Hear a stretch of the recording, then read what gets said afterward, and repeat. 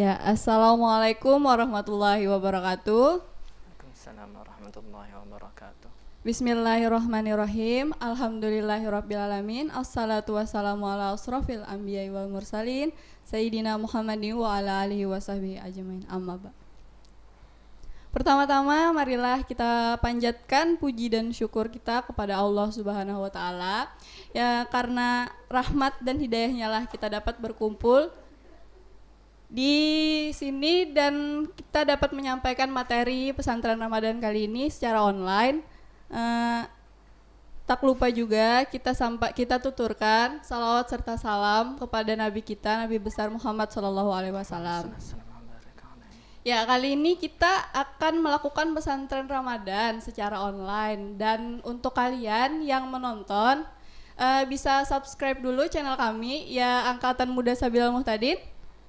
Dan juga apabila ada pertanyaan bisa di komentar di kolom yang di bawah, karena kita akan mengadakan sesi tanya jawab nantinya. Tanpa panjang lebar, kita langsung saja memperkenalkan pemateri kita hari ini, yakni ada Kak Wahyudi. Iya. Nah, nama beliau adalah Wahyudi SAG dan tempat tanggal lahir beliau di Kota Baru pada tanggal 1 Agustus tahun 1989. Beliau beralamat di Jalan Ahmad Yani kilometer 11, Perumahan Cahya Dinar. Pekerjaan beliau adalah tenaga pendidik di SMP Islam Sabilal Muhtadin dan guru tahfiz. Status beliau tentu saja sudah menikah dan memiliki 2 orang anak. Riwayat pendidikan beliau pertama ada di TK Tunas Rimba Kota Baru, dan yang kedua SDN Batuah 2 Kota Baru, ketiga MTS Darul Istiqomah Barabai, yang keempat Madrasah Aliyah Nipa Roha, dan yang terakhir alumni Fakultas Usuluddin jurusan tafsir. Ya, selanjutnya langsung aja kita ke Kanda Wahyudi untuk menyampaikan materi hari ini. Dan materi hari ini adalah Kehormatan Al-Quran. Oh, ya, Kak Wahyudi bisa menyampaikan materinya sekarang. Assalamualaikum warahmatullahi wabarakatuh. Alhamdulillahilladzi anzala al-Quran ala nabiyyina sayyidina Muhammadin khairil insan. أشهد أن لا إله إلا الله وحده لا شريك له الملك المنان وأشهد أن سيدنا محمدا عبده ورسوله إلى الإنس والجان اللهم صل وسلم على سيدنا محمد سيد ولد عدنان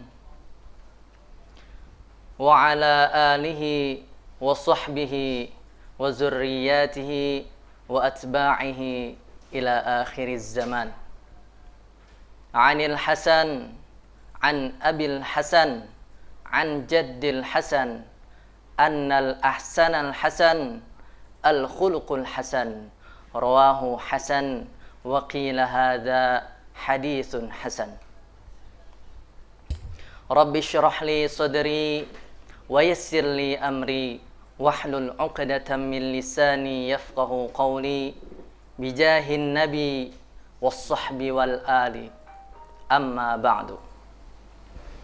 Pertama-tama marilah kita panjatkan puji syukur kita kehadirat Allah Subhanahu wa taala yang telah memberikan kita nikmat, hidayah, anugerah serta inayahnya sehingga kita dapat bertatap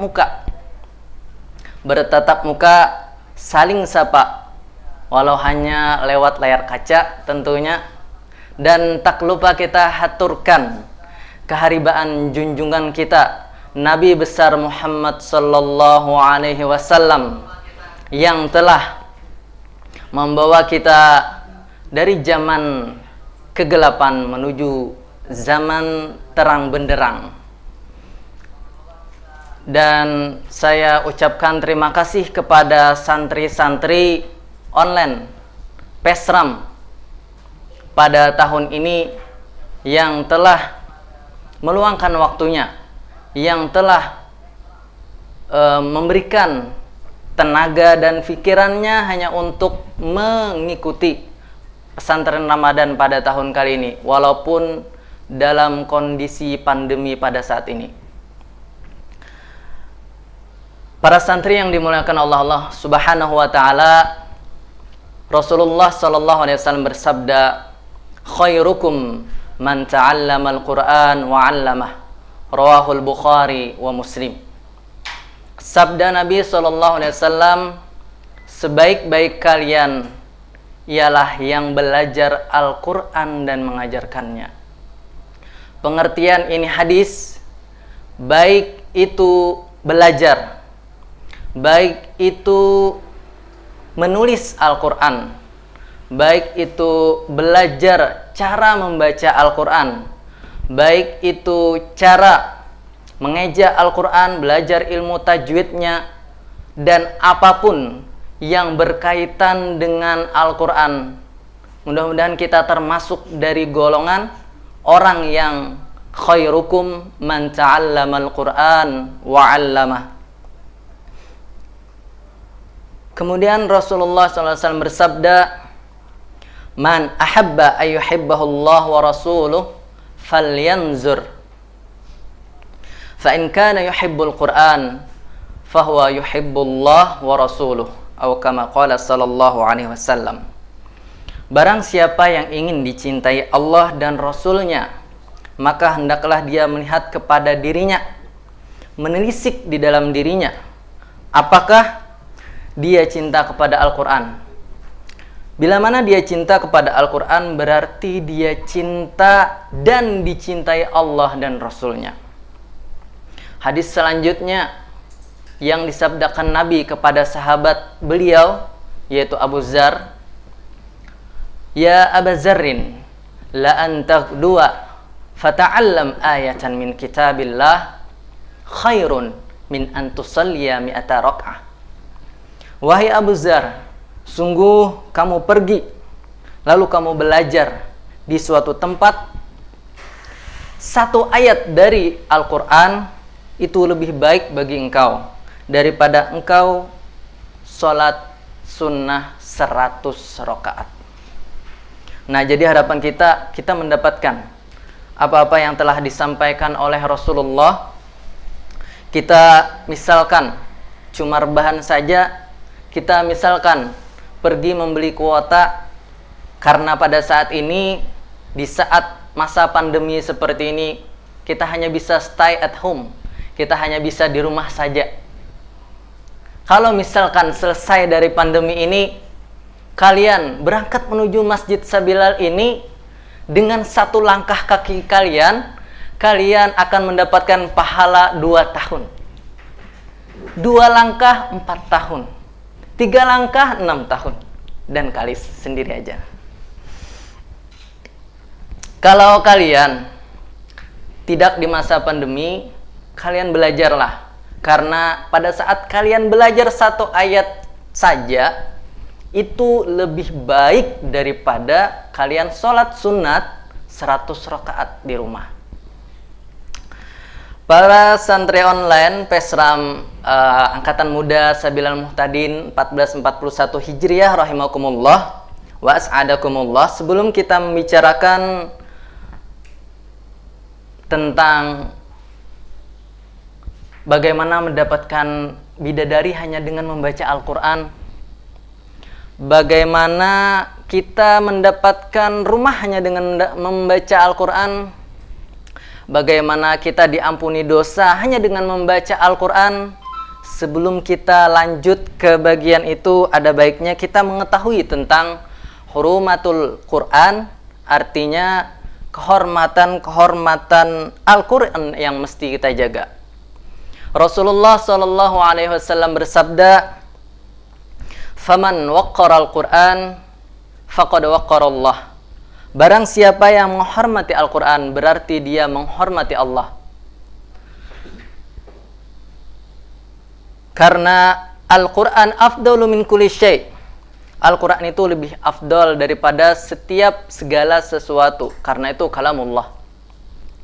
Wa man istakhaffa bil Quran, barang siapa yang meremehkan Al-Quran, menganggap enteng Al-Quran, istakhaffa bihaqqillah, berarti dia telah meremehkan hak Allah. Jadi ini dulu yang perlu kita ketahui sebelum membicarakan bagaimana cara mendapatkan bidadari hanya dengan membaca Al-Quran, bagaimana cara kita mendapatkan rumah di surga hanya dengan membaca Al-Quran, bagaimana kita terhindar dari siksa kubur hanya dengan membaca Al-Quran, dan lain sebagainya. Sebelum itu, di sini para ulama mutaqaddimin dan juga mutaakhirin, mereka menyimpulkan ada beberapa hal yang perlu diketahui oleh orang yang ingin berhubungan dengan Al-Quran. Pertama disebutkan di dalam kitab tafsir Qurtubi,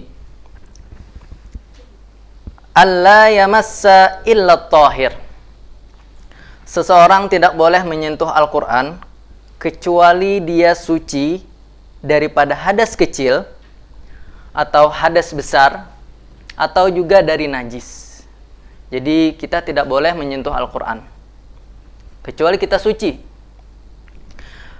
Di sini ada yang perlu kita tambahkan beberapa poin mengenai menyentuh. Tidak boleh menyentuh huruf-huruf Al-Quran yang hitam-hitamnya, yang hirang yang ada di dalamnya itu. Kada boleh dijapai, tidak boleh disentuh.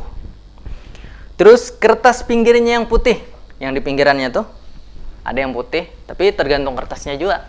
Tergantung kertasnya lah. Kalau kertasnya hijau, yang pinggirannya warna hijau. Tidak boleh juga disentuh. Terus tidak boleh menyentuh kulit Al-Quran. Kulitnya, covernya itu aja kita. Tidak boleh disentuh. Walaupun pakai kita tuh istilahnya belapik. Nah itu belapik itu hanya kalau misalkan kita bersentuhan dengan lawan jenis, itu hanya boleh belapik, itu hanya yang pakai lapik. Tapi kalau dengan Al-Quran walaupun belapik, itu tetap aja kita tidak boleh menyentuhnya.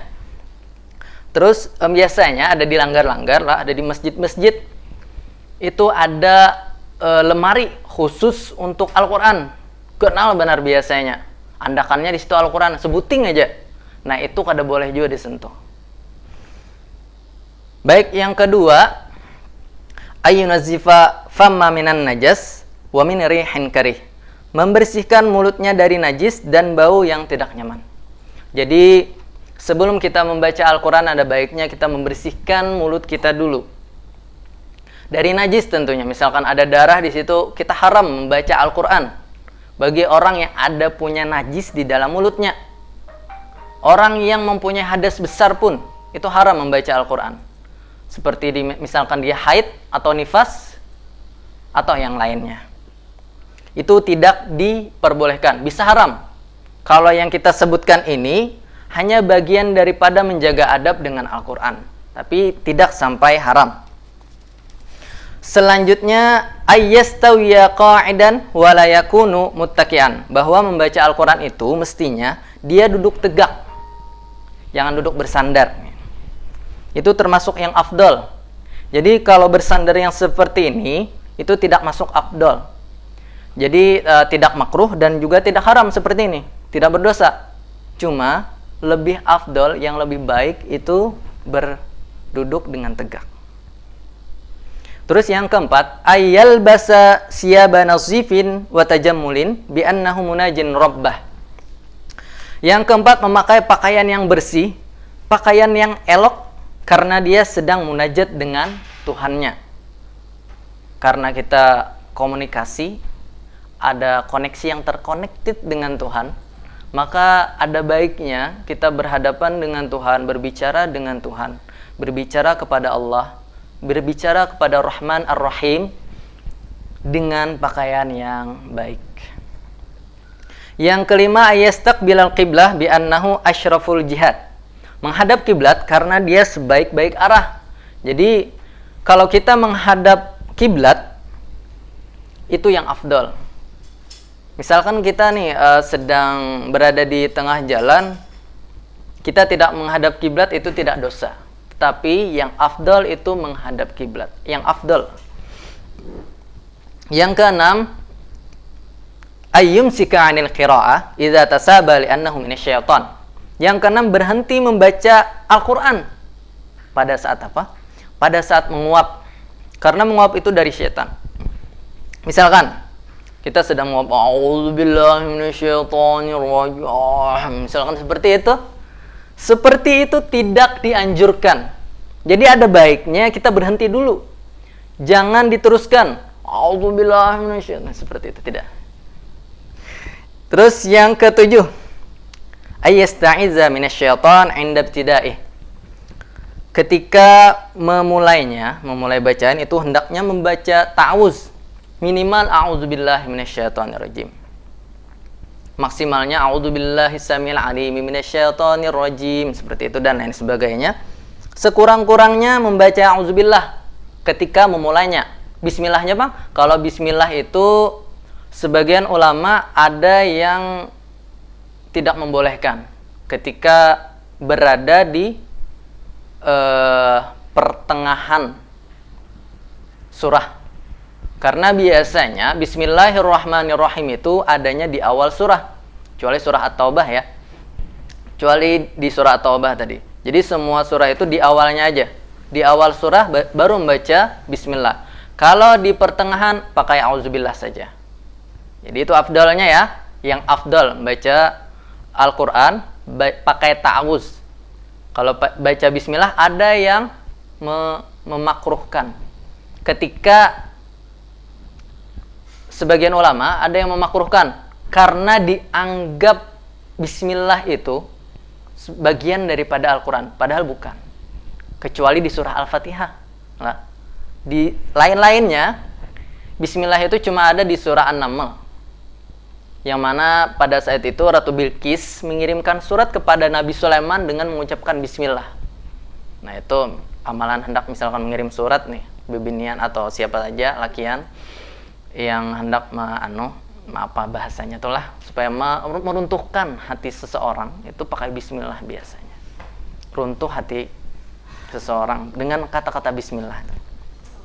Yang kedelapan, alla yaqta'al qira'ah sa'atan li mukalamatil adamiyin. Yaitu tidak boleh memotong bacaan lah. Ketika membaca Al-Quran tentunya tidak boleh dipotong-potong. Guna berbicara dengan manusia. Misalkan ada kawan bepandir. Di mana kemana HP ku tadi? Lalu kita hampir mengaji. Itu kada boleh. Atau misalkan duduk di warung nih, di Sabila Muhtadin Store. Sekalinya ada orang datang. Ini berapa, Paman? Bismillahirrahmanirrahim. Alam tara kaifa fa'ala rabbuka bi ashabil fil. Ini berapa? 2000. Alam yajal kaidah, itu kada boleh. Kada afdol kita tuh. Kada afdol lah.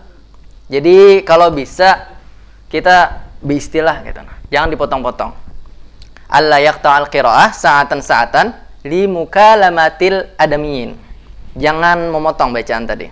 Yang kesembilan, ay yaqra'uhu ala ta'addudin wa tartilin wa tahsinin wa tafahumin wa isma'i nafsih. Membaca dengan pelan, bagus, tartil dan juga faham bacaannya itu. Jadi kada usah yang belaju-laju. Lah, jangan belaju-laju membaca Al-Qur'an.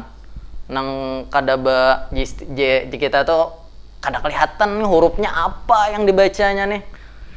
Wa isma'i nafsihi, dan mendengarkan telinganya mendengar. Jadi membaca Al-Quran itu lain kayak membaca koran lain. Membaca itu kita mendengar, minimal telinga kita mendengar, minimal. Sama kayak sembahyang tuh misalkan, sembahyang asar kan misalkan loh. Itu minimal kita mendengar tuh bacaan kita seorang. Al-Fatihahnya minimal kita mendengar. Orang nggak usah, cukup kita aja mendengar gitu. Al-Fatihah minimal yang kedengaran gitu. Nah, kan ada beberapa rukun qauli. Oke, kita lanjut. Kita nanti saja membahas masalah sholat. Di sini kita lanjut bagian ke-10. Izan tahat qira'atuhu fayaqulu sadaqallahul azim wa ballagha rasuluhul karim wa ana ala dzalika minasyahidin. Jika selesai membaca Al-Quran, hendaknya membaca Shadaqallahul Azim wa ballagha rasuluhul karim wa ana ala dzalika minasy syahidin. Ini afdal. Yang ke-11, ayyaqra'al Qur'an ala tartib. Membaca sesuai urutan surahnya. Nah, ini afdal. Jadi istilahnya ini kada haram, kada berdosa, kada juga makruh kalau kita misalkan beluncat-luncat membaca surah. Misalkan kita membaca surah Al-Fatihah pertamanya, imbah tuh beluncat ke surah Al-Muluk, Tabarak, imbah tuh beluncat lagi ke belakang ke juz 27 Iza Waqa'atil, imbah tuh beluncat ke belakang pulang ke surah Yasin. Nah, ini tidak haram, cuma yang afdal kita berurutan baca Al-Quran tuh per surahnya. Tetapi yang haram kalau misalkan kita loncat-loncat membaca Al-Quran ayat per ayat. Misalkan Siratal mustaqim alhamdulillahi rabbil alamin. Nah, itu haram, bisa apa bahasanya tuh bisa apa namanya? Haram. Bahkan kalau kita menganggap enteng, kita bisa kafir nantinya. Nah, hati-hati. Yang ke-12, ayyadu al-mushaf ala makanin tohirin murtafi'in au fi hujri. Yang ke-12, meletakkan mushaf di tempat yang suci, yang tinggi, atau di asuhannya. Bisa. Di asuhannya, di atas paha, misalkan di asuh seperti itu bisa. Meletakkan mushafnya itu di tempat yang suci dan juga tinggi. Jadi misalkan kita melihat ada surat undangan, misalkan di situ kan ada biasanya Bismillahirrahmanirrahim. Nah, itu perlu diperhatikan. Nah, jangan sampai kita membiarkan itu. Hati-hati, jangan sampai membiarkan. Kalau misalkan dia berada di tempat bak sampah, misalkan cepat-cepat kita alihkan dari tempat yang kotor tersebut. Nah, soalnya Al-Quran ini harus ditempatkan di tempat yang suci. Yang ke-13, alla yamhul Qur'an minallahu bil busaq ayyaksila bil ma'it tahir. 13, menyapu tulisan Al-Quran. Menyapu ini misalkan kita menulis di papan tulis yang blackboard lah, bukan whiteboard, yang kita tulis dengan kapur misalkan, lalu kita hapus dengan air liur kita, itu tidak boleh. Jadi hendaklah kita membasuhnya dengan air yang suci juga, dengan air yang suci lah. Nah, ini misalkan di kendaraannya itu ada tulisan Bismillahirrahmanirrahim, jangan dilap pakai kain lap bekas jajak-jajakan tuh, nah, jangan. Hati-hati. Itu Al-Quran. Jadi kalau bisa, kalau misalkan hendak bapik nih kadusa gen ditulisi bismillah. Kalau pina di beherai burung kah, kalau pina terbawa ke mana kah kan, kada tahu juga, atau simburakan banyu pucirinan, kada tahu juga. Yang ke-14, ayyur hiqahu iza baliyat au dufina fi makanin tohirin ba'idin an mamaril qadam. An-mamaril aqdam. Tulisan Al-Quran jika rusak atau tidak bisa dipakai hendaknya dibakar. Baiknya dibakar aja sudah. Atau amun kada hendak dibakar, dikubur di tempat suci yang jauh tempat lewat orang. Jangan sampai dijajak. Jangan sampai itu kejajakan orang gitu. Dikubur aja di manakah? Asal tempatnya suci. Misalkan kita melihat tadi tulisan Bismillahirrahmanirrahim ada di undangan situ. Nah, takutannya kalau kita pakai gasan berkipas-kipas kah, baik dibakar aja gitu. Nah, baik dibakar. Terus, nah ukur. Yang 15, ayyu'tiya aynaihu haqqahuma minan nazar fil mushaf. Hendaknya menunaikan hak mata dengan melihat mushaf Al-Quran. Misalkan kita hafal Al-Quran, misalkan kita hafal Al-Quran, itu lebih baik kita membaca dengan cara melihat. Kan beda gitu nah. Pian memandang lawan jenis yang pian sukai gitu misalkan. Pian lihati aja tuh belain sudah, getarannya tuh beda. Ini ada binian yang pian handaki, pian SMS-an terus. Ada rasa lo ninya. Ada rasa lo. Walaupun itu bakas kawan nggak misalkan atau apa, kita ada tahu. Kita apa namanya tuh? Ada rasa pokoknya, ya apapun. Kita pandangi aja nya. Fotonya kita pandangi aja. Itu sayang benar. Itu luar biasa kita. Luar biasa, apa istilahnya tuh lah. Pahalanya tuh ganal benar. Pahalanya tuh ganal benar. Kita pandangi aja Al-Qur'an, tuh pahalanya ganal benar. Ya, misalkan kita hafal tadi, itu lebih baik pakai Al-Qur'an enggak ada Bapak? Lebih baik pakai Al-Qur'an. Supaya apa? Membuangi dosa-dosa kita. Mata kita ini banyak benar dosanya. Macam-macam menang dilihat. Macam-macam burit kawan lah terbuka. Kita ada tahu. Kita kadang hendak aja melihat burit kawan, cuma kayak Bapak kawan kadang belepis sembahyang. Nah, aja kelihatan di situ nah. Seorang nih hendak menagur dia sembahyang. Ya kayak gitulah. Kada khusyuk jadi sembahyang. Kita kembali di sini supaya kada terlalu melebar lah. Jadi baca Al-Qur'an dengan cara melihat. Nah, cara lihati tulisannya.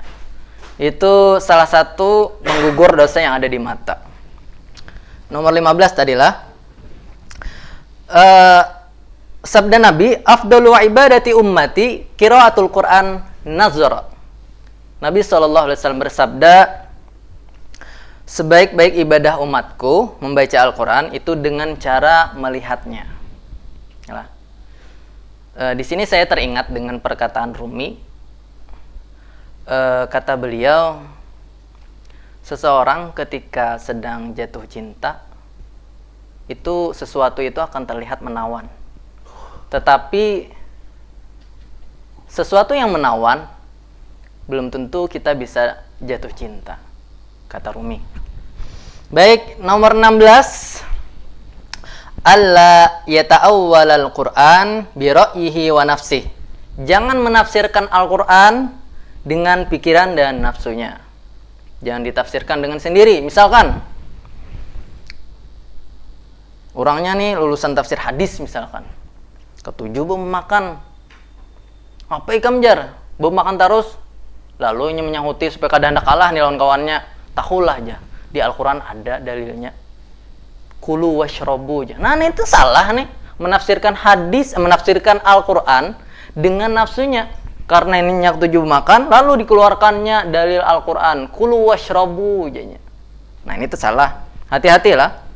Jadi jangan sampai kita menafsirkan Al-Qur'an dengan pikiran kita dan dengan nafsu kita. Kita sudah banyak tafsir itu macam-macam. Ada tafsir Ibnu Katsir, tafsir Jalalain, tafsir Misbah yang dikarang oleh orang Indonesia. Terus berbagai macam yang lainnya juga. Ikuti pendapat ulama-ulama yang memang ahli di bidangnya. Memang ada beberapa disiplin ilmu yang harus dikuasai. Ada sekitar 15 lebih disiplin ilmu yang harus dikuasai ketika kita menafsirkan Al-Quran. Ketika ingin menjadi seorang tafsir, seorang mufassir, seorang yang bisa memberikan tafsir dengan Al-Quran tersebut, kata per kata ataupun per kalimat. Terus yang ke-17, alla yusrifa bitaghanni bil Quran. Jangan berlebih-lebihan dalam melakukan Al-Quran. Nah, ini hati-hati nih. Ini bubuhan qori biasanya, hati-hati. Jangan sampai berlebih-lebihan dalam melakukan Al-Quran. Santai aja. Santai aja. Nyamploknya sama aja juga. Lah. Jangan tapi berhimat-himat kayak itu. Nah, jangan tapi berlebih-lebihan. Berlebih-lebihannya yang kada boleh lah. Kalau melakukannya itu bagus, itu berpahala. Tapi yang berlebih-lebihannya ini yang kada boleh. Contohnya, nya aja panjang benar. Ini berlebih-lebihan. Masya Allah lah. Berlebihan kada boleh. Ingatlah, jangan berlebih-lebihan dalam melakukan Al-Quran. Allahu Akbar. Nomor 18. Ayyujawida khattahu. Membaguskan tulisan Al-Quran. Jadi kalau kita menulis Al-Quran tuh kalau bisa dibagus-baguskan, dibagus-bagusi tulisannya. Lah. Kalau kada baik pang tulisannya, saran ulun manglah jangan tapi betul tulis. Saran ulun aja pang. Sama kayak orang menyanyi Ada baik. Saran ulunnya malah lebih baik berdiam. 19. Allah yuqri'a fil aswaq. Jangan membaca di tempat yang ribut. Ini kalau kayak ini kan tenang kita. Kalau kita membaca Quran di sini tenang. Goreng kalinya. Allah yuqri'a fil aswaq. Jangan membaca di tempat yang ribut, di pasar atau di tempat yang tidak pantas. Di tempat main game misalkan. Hibak di sini main Mobile Legend, mabar bubahannya. Kita di situ membaca Al-Qur'an, itu kan pantas di situ. Kita cari tempat yang sunyi. Jangan di WC lah, jangan. Tidak boleh di WC. Jadi kalau di WC itu yang kada boleh membaca Al-Qur'annya pas dikeandakan tempat duduknya. Kalau WC-nya duduk lah, kalau WC-nya berdungkung, jongkok lah, jongkok bahasa Indonesianya. Bahasa Alabionya bejungkung. Gitu. Pokoknya di tempat itunya tuh, itu yang kada boleh. Kalau di kamar mandi itu boleh aja, kamar mandi. Lah, kamar mandi. Kamar mandi lah. Terus kalau membaca Al-Qur'an ini juga di nomor 4 tadi hendaknya menutup aurat. Ini hati-hati ini bagi ibu-ibu, jar. Di sini ini bubuhan santriwati lah. Santriwati yang ngatakan. Ketika membaca Al-Qur'an hendaknya jangan membuka auratnya. Misalkan betapih di dada. Jangan. Atau pakai tank top membaca Al-Qur'an. Jangan juga. Hendak melancari hafalan jar betank top orangnya. Jangan. Tutup auratnya bujur-bujur. Kalau lakian jarang, Bang. Berselawar handap membaca Al-Qur'an jarang. Ada aja kira-kira juga lah. Cuma jarang gitu nah. Nah, jangan harus pakaiannya bagus tadi lah, menutup aurat. Nah, misalkan di dalam kamar mandi itu boleh aja. Tapi jangan tempat qadaul hajat. Tempat orang bekamih di situ, bau hancing, tahu aja sudah bau hancing di situ. Jangan baca Al-Qur'an di situlah. Nah, tempatnya itu harus pas. Jangan bebarang tempatnya lah. Dilihat tempatnya itu. Ayyaftahahu kullama khatamahu. Nah, ini yang nomor 20. Hendaknya membaca surah Fatihah. Hendaknya memulai kembali. Biasanya orang bila betamat itu imbah surah An-Nas itu pasti disambung ke surah Al-Fatihah lagi sampai wa ulaika humul muflihun. Lah. Jadi kalau betamat itu jangan imbah betamat habis imbah sampai di situ kada. Tapi diteruskan sampai wa ulaika humul muflihun. Dalam catatan kita nantinya akan membaca kembali, mengulang lagi. Lah. Jadi kita ulang-ulang terus. Lah. Mereka kekanyangan. Kanyang dengan membicarakan Al-Qur'an. Kita termasuk juga nih buan pian mendengarkan Al-Qur'an, termasuk juga nih. Termasuk khairukum man ta'allamal Qur'an wa 'allamah. Sebaik-baik kalian buan pian ini baik-baik orangnya berataan. Mendengarkan orang yang membandir masalah Al-Qur'an. Baik, sebagai penyemangat kalian membaca Al-Qur'an, ada beberapa surah di dalam Al-Qur'an yang mempunyai keistimewaan. Salah satunya surah Ad-Dukhan. Ini bagi laki-laki lah. Yang ketujuh lawan bebinian biasanya. Ini baca surah Ad-Dukhan tiap malam. Karena apa? Bagi yang siapa membacanya setiap malam, dia akan dikawinkan dengan bidadari. Bidadari ini lah. Bila inya beludah ke lautan, lautan tuh jadi hambar. Sekali ludah aja inya. Bila inya beludah ke sungai, sungai jadi manis. Kira-kira kayak apa ya rasa ludah bidadari itu kayak apa? Coba ludah binian di dunia nih. Beludah mana memberinik, ludahnya hijau. Itu binian dunia. Tapi kalau sudah di akhirat, bidadari itu luar biasa. Puasnya luar biasa. Satu lembar rambut bidadari ini gugur ke dunia. Seduniaan harum. Pakai sampo apa ada tahu juga. Pokoknya terawatlah bidadari itu. Memang Allah khusus menciptakan bidadari ini gasan orang-orang yang bisa bersabar, bisa berpuasa dengan baik gitu nah. Bisa sholat dengan baik. Nah, salah satunya ini dengan membaca surah Ad-Dukhan tadi kita akan dikawinkan. misalkan hidup, misalkan 1500 hari, 1500 kali, atau 10.000 kali aja kan membaca surah Ad-Dukhan nih, 10.000 sudah bidadari menghadangi di dalam surga. Pilih aja bidadarinya. Hari ini pacaran bidadari lawan bidadari yang ini, esok pindah lagi bidadari yang ini. Itu kalau membaca surah Ad-Dukhan lah. Memang Allah selalu mengiming-imingi di dalam Al-Quran itu, mengiming-imingi nih manusia-manusia dengan menghadirkan para bidadari. Nah, karena Allah tuh tahu pikiran lakian tuh, sebuting aja pikirannya binian, itu aja. Inya begawi itu gasan apa? Gasan binian. Jaga toko misalkan, mencari anak jadi pegawai negeri, gasan apa? Anak bininya mahadangi. Itu inya macam-macam. Selanjutnya misal kita membaca setiap tadi surah Ad-Dukhan lah. Surah Ad-Dukhan ini juga kalau dibaca setiap malam atau hari Jumat. Nah, hari ini nih kalian baca surah Ad-Dukhan, satu rumah akan dibangunkan untuk kalian di surga.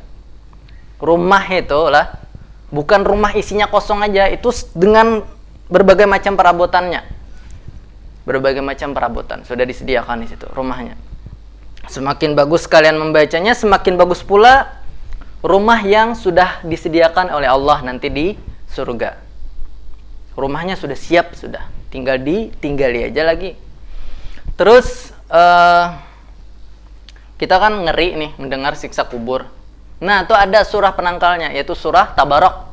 Jadi ada sebuah cerita, ada seseorang yang fasik, orangnya ini zolim, macam-macam digawe, banyak benda dosanya.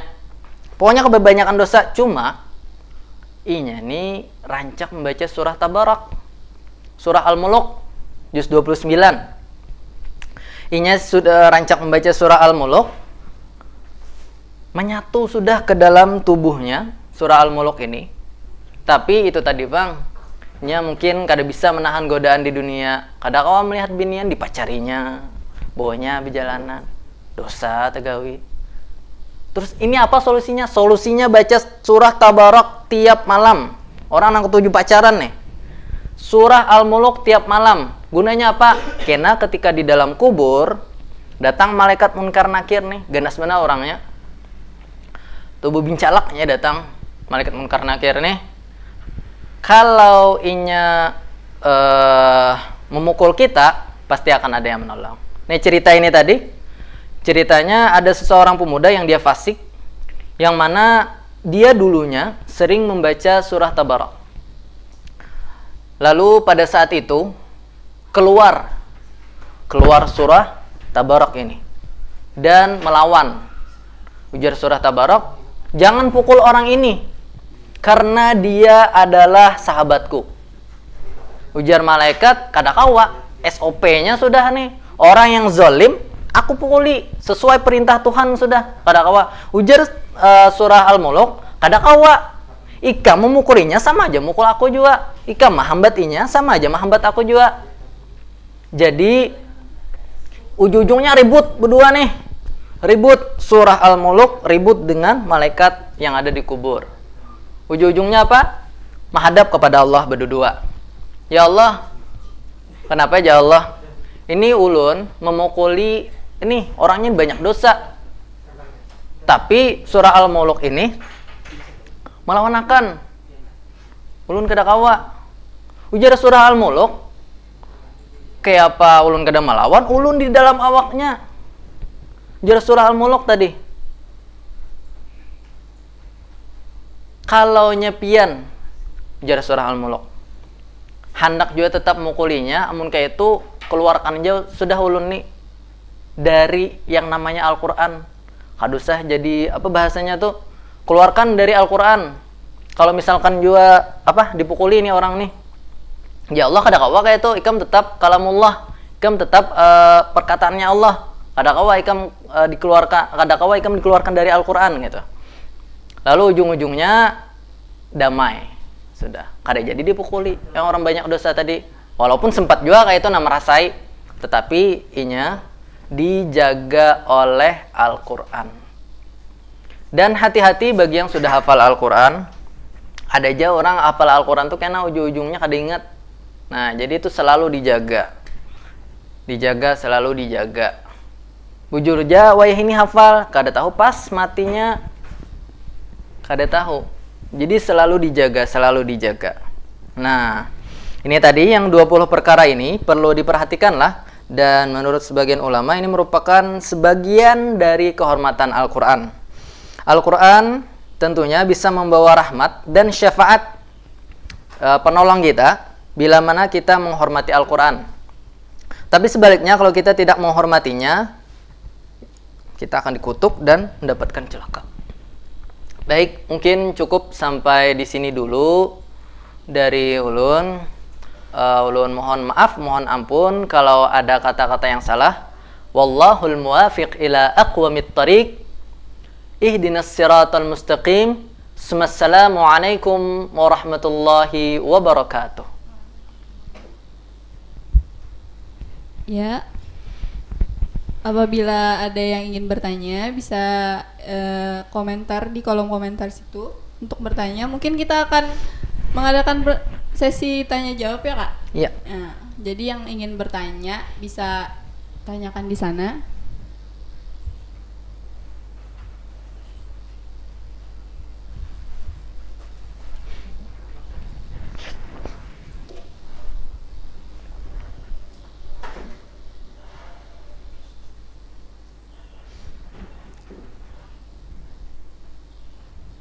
Apakah ada penanya?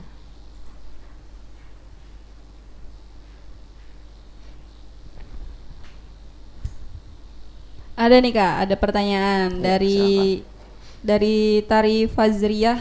Ya. Nah, saya bacakan ya. Ya, silakan. Assalamualaikum Ustadz, kalau sedang haid tapi kita membaca Al-Quran tapi lewat HP, apakah boleh atau tidak dan apa hukumnya?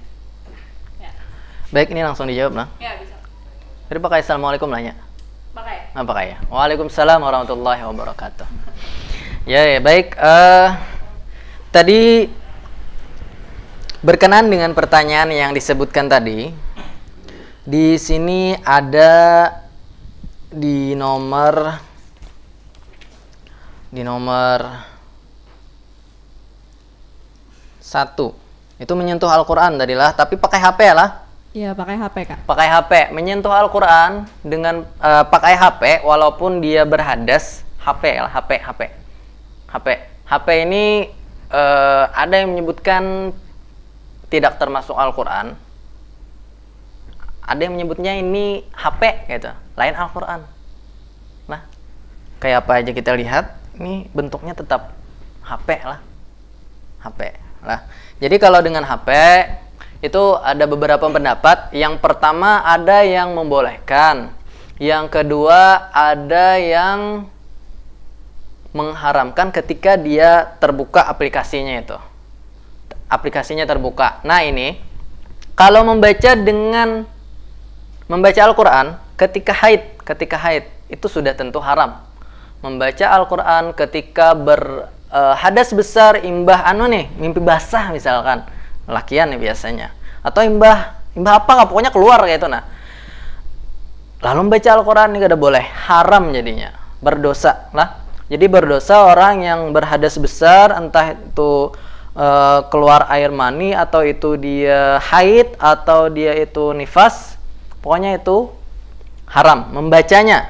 Kalau menyentuh Al-Qur'annya, ini banyak terjadi perbedaan pendapat. Tetapi kalau dalam keadaan terdesaklah kita menghormati Al-Qur'an, pilih menjapai Al-Qur'an kah, atau Al-Qur'annya dibiarkan aja kah? Yang kita pilih adalah biar aja kitanya berdosa dulu. Japai Al-Qur'annya, Anda ke tempat yang lebih tinggi, yang lebih suci, yang lebih bagus. Imbah itu kita istighfar kepada Allah, yalah. Mudah-mudahan kita siapa tahu itu menjadi rahmatnya Allah. Itu nanti yang bisa masukkan kita dalam surga. Walaupun kita kena dosa tadi, terserempet dosa sedikit, cepat-cepat bertobat pulang. Mungkin itu jawabannya. Ya, ada lagi penanya Kak. Jadi katanya gini. Assalamualaikum warahmatullahi wabarakatuh. Waalaikumsalam warahmatullahi wabarakatuh. Kak, ulun Wahyu Arisandi. Ya. ulun hendak bertakun, kiapa yuk caranya supaya pas kita membaca Al-Quran tuh kada mengantuk, lawan jua pikiran kita kada kemana-mana. Itu pertanyaannya, Kak. Baik, pertanyaan yang bagus, sangat bagus. Pertama, bagaimana caranya supaya kita kada mengantuk dulu lah. Yang kemana-mananya tuh kena dulu, tuh bagian yang kedua. Supaya kada mengantuk dulu. Yang pertama, caranya kita harus menumbuhkan rasa cinta dulu. Menumbuhkan rasa cinta. Pian ya lah. Ada yang pian ketujui. Ada timbul rasa cinta tuh, nah timbul. Bungaskin kada orangnya, cuma ada timbul rasa cinta tuh. Pian beteleponan 2 jam nih kada berasa. Kawan lah, ini pengalaman kawan mang biasanya. Kawan beteleponan 2 jam aja, 2 jam aku beteleponan jar. Kada berasa. Padahal tengah malam tuh biasanya ngantuk. Nih kada. Nah, itu karena ada tumbuh rasa cinta itu tadi. Rasa cinta ini perlu benar. Karena pernah suatu ketika ada seseorang yang bernama Qais. Mungkin kalian pernah dengar ceritanya ini. Qais ini mencintai seorang wanita bernama Laila. Laila ngarannya. Laila apakah? Lain Naila lah, lain. Atau Alia, lain juga. Laila ngarannya, Laila. Jadi singkat cerita, cinta mereka ini terpisahkan. Karena si Qais ini dianggap gila oleh abahnya si Laila. Kada hendak abahnya Laila ini menikahkan lawan si Qais. Lalu tumbur orang sekampungan. Lalu orang menyambat inya kegilaan. Si Qais ini disambat dengan Majnun bahasa Arab. Ini cerita Laila Majnun. Jadi singkat cerita, si Majnun ini, si Qais ini melihat ada seekor anjing. Yang mana anjingnya itu inya tahu bahwa anjing itu kepunyaan miliknya si Laila. Jar Qais, dalam pikiran Qais, ini anjing aku umpati aja supaya aku bisa bertamuan sama si Laila ini. Melihat anjingnya aja sudah senang benar si Qais ini. Belum melihat si Lailanya, belum lagi. Jadi singkat cerita diumpatinya si anjingnya ini. Sampai melewati orang sembahyang. Lewat orang sembahyang. Imbah sudah tuntung itu, orang tuntung sembahyangan ditagur orang. Oi Qais, jur orang. Kenapa ikam melewati kami sembahyang? Kada melihat kami sembahyangan di sini? Ujar Qais, bubujuran jana. Demi Allah, jar Qais, ulun ni kadeda melihat bubuhan pian. Karena ulun ni saking handaknya betamuan lawan si Laila.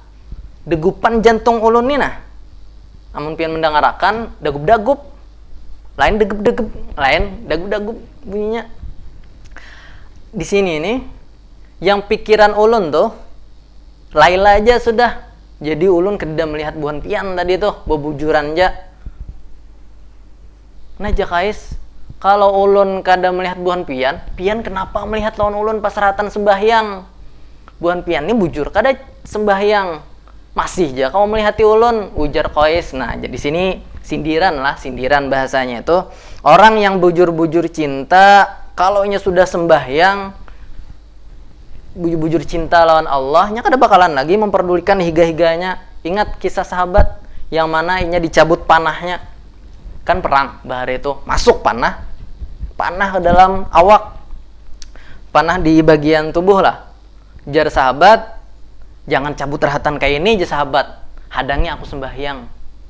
Pas rahatan sembahyang udah sebujur mabuk. Lalu para sahabat bahari itu kalau sudah sembahyang Allahu Akbar, sudah bujur-bujur hilang lalu kada berasa, yang lain-lain tuh kada berasa. Jadi rahatan biusnya sahabat waktu bahari, wah ini kan pakai bius, harus dibius dulu orang supaya nya kada sadar nih. Suntik katur jurang macam-macam dan sebagainya. Ini sahabat kada dibawa sembahyang, kada berasa karena apa? Sudah timbul rasa cinta. Nah itu supaya buhan pian kada teguring kayak itu caranya. Tetapi itu perlu disyukuri. Jadi misalkan buhan pian insomnia, ya insomnia ngarannya lah. Insomnia buhan pian kada kau guring nih. Bah ngomong, napal aku nih ngalih bano guring jar. Sekalinya ada yang dihendaki, nya kada hendak lawan kita. Cia. Jadi misalkan kada kau guring, bawa baca Al-Qur'an. Pian guring lah tadi bilang baca Al-Qur'an, bawa baca Al-Qur'an, guring am. Lah itu. Terus yang bagian pikiran lari kemana-mana tadi. Pikiran lari kemana-mana itu dikarenakan kita kada paham dengan apa yang ada di Al-Qur'an. Makanya perlu kita mempelajari Al-Qur'an sedikit demi sedikit, walaupun satu ayat tadi. Satu ayat itu mengimbangi 100 rakaat pian sembahyang sunnah. Di sini ulun takonin ada buhan pesantren Ramadan nih 100 rakaat sehari.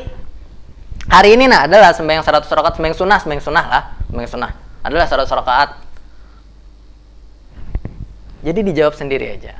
Nah, jadi pian belajar tentang Al-Qur'an melihat layar HP ini aja, di layar HP buhan pian atau di laptop, di desktop atau di laptop dimanapun. Buhan pian melihatnya, buhan pian niat bujur-bujur ikhlas untuk menuntut ilmunya Allah, untuk menuntut belajar Al-Quran, itu lebih baik daripada sholat 100 rakaat. Nah itu aja gen, cukup. Kalau misalkan pikiran pian kemana-mana, itu pian harus paham dulu artinya, paham dengan tafsirnya, lah, paham dengan yang lain-lainnya. Mungkin ada sebuah cerita Sayyidina Utsman. Tahu Sayyidina Utsman kan? Khalifah yang ketiga. Ya, ketiga. Pada saat dikepung oleh orang-orang Khawarij. Orang-orang Khawarij ini orang Islam lah. Ini mulai bahari orang Khawarij ini ada sudah, mulai zaman Nabi sudah ada. Jadi orang Islam yang mengatasnamakan Islam lalu membunuh orang Islam yang lainnya, ini orang Khawarij. Jadi pernah suatu ketika Sayyidina Utsman itu dikepung oleh orang-orang Khawarij. Ujar sahabat yang ada di situ yang menjaga Sayyidina Utsman, sebelum dibunuh, kita perangi kah Hajar? Ujar Sayyidina Utsman, kada usah gin. Rasulullah sudah ada tuh di jendela, membawai. Pada saat itu Sayyidina Utsman sedang puasa dan sedang ingin membaca Al-Qur'an. Membaca Al-Qur'an. Jadi itu Rasulullah sudah ada di jendela, membawai aku buka puasanya kena aja lawan aku aja di surga. Sudah melihatnya kan orang meninggal ini macam-macam pandiran tuh nak ada masuk di akal biasanya lah. Je kita tuh membuang perangai. Nah itu sudah ada pandir kayak itu Sayyidina Utsman. Sahabat nih kan bingung sahabat, kenapa nih Sayyidina Utsman pandir kayak itu? Padahal pada waktu itu kan Rasulullah sudah wafat kan, karena pada saat itu kan Khalifah Sayyidina Utsman itu menjadi Khalifah yang 3. Pada saat itu beliau dibunuh oleh orang-orang Khawarij pada saat membaca Al-Quran. Bahkan sampai saat ini itu darahnya masih ada di Al-Qurannya itu. Karena apa? Karena beliau sedang membaca Al-Quran pada saat dibunuh oleh orang-orang. Padahal kalau hendak melawan kau aja sebenarnya, cuma karena gasan apa kayak itu melawannya orang-orang yang sudah diketahui Islamnya ini Islam garis keras bahasanya aja kita lah. Pokoknya dikit-dikit bunuh, dikit-dikit kafir, dikit-dikit bid'ah dan sebagainya gitu. Nah, jadi Islam garis keras gitu. Jadi itu yang perlu diketahui. Jadi kalau pikiran kemana-mana tadi, kita harus membiasakan kita artikan tunggal dikitan, sedikit demi sedikit kita artikan Al-Qur'annya. Sayyidina Utsman tadi pernah juga sembahyang 1 rakaat aja, satu malam. Di satu malam sembahyang witir kada banyak, ada 1 rakaat. Jadi sahabat bahari itu sedikit aja ibadahnya. Cuma sekali ibadah 1 rakaat sidin itu khatam 1 Al-Qur'an. 1 rakaat Sayyidina Utsman lah khatam 1 Al-Qur'an. Mulai Al-Fatihah sampai An-Nas 1 rakaat aja sidin sembahyang. Cuma sebagian gitu tamat. Nah, mungkin itu tadilah penjelasannya. Nah, ada pertanyaan ketiga. Ya, silakan. Mungkin ini jadi pertanyaan terakhir. Boleh aja. Jadi kata Aisyah Putri ini. Iya. Assalamualaikum Bapak Wahyu. Waalaikumsalam Adinda Putri. Adinda Aisyah Putri. Aisyah Putri Arta Irawan. Di surah Al-Buruj ayat terakhir ada kata Lauh Mahfuz. Pertanyaannya Lauh Mahfuz itu apa Pak gitu? Lauh mahfuz tuh Oh apa, iya, Pak? lauh mahfuz. Iya. Tadi kita di sini ada sedikit menyinggung kata-kata lauh. Lauh itu artinya adalah papan. Kalau arti katanya itu papan. Ya, yang tadi itu kita ibaratkan dengan blackboard tadi itulah kita ibaratkan lawan blackboard tadi, lauh tadi. Nah, lauh mahfuz itu merupakan sebuah sesuatu yang berada di atas langit lah. Karena Bapak kurang mendalam mengenai lauh mahfuz, yang Bapak pikirkan, Bapak ayolah nyebut Bapak Bang tadi lah. Yang Bapak pikirkan tentang lauh mahfuz itu letaknya di atas langit, yang mana di situ terkumpul Quranul Majid fi lauhim mahfuz, gitu kah? Was-samai zatil buruj wal yaumil maw'ud wa syahidin wa mashhud qutila ashabul ukhdud an-nari zatil waqud idhum 'alaiha qu'ud wa hum 'ala ma yaf'aluna bil mu'minina syuhud wa ma naqamu minhum illa an yu'minu billahil azizil hamid alladzi lahu mulkus samawati wal ard wallahu 'ala kulli syai'in syahid. Innal ladzina fatanul mu'minina wal mu'minati tsumma lam yatubu falahum 'adzabu jahannam wa lahum 'adzabul hariq. Apalah lauh mahfuz tadi kan ingat nah. Lauh mahfuz itu merupakan tempat atau papan atau catatan yang ada di atas langit. Itu aja pikirannya nih. Nanti kita kalau kita ketemu nanti kita jelaskan lebih rinci lagi lah. Baik, silakan. Lanjut, ada lagi? Ya, tadi mungkin pertanyaan terakhir. Oh, terakhir Kak. Ya. Pertanyaan terakhir. Jadi sebelum menutup materi hari ini, kita persilahkan kembali buat Kak Wahyudi untuk membacakan doa. Jadi untuk Kak Wahyudi dipersilakan untuk membaca doa. Baik. Mudah-mudahan kita termasuk dari golongan orang-orang yang khairukum man ta'allamal Qur'an wa 'allamah. Mudah-mudahan kita termasuk dengan niat ini, biniyatil qabul wa tamami kulli su'li wa ma'mul wa salih sya'ni zahiran wa batinan wa ila hadrati rasul. Al-Fatihah. A'udzubillahi minasyaitonir rajim. Bismillahirrahmanirrahim. Alhamdulillahi rabbil alamin arrahmanir rahim maliki yaumiddin iyyaka na'budu wa iyyaka nasta'in ihdinas siratal mustaqim siratal ladzina an'amta 'alaihim ghairil maghdubi 'alaihim waladdallin amin.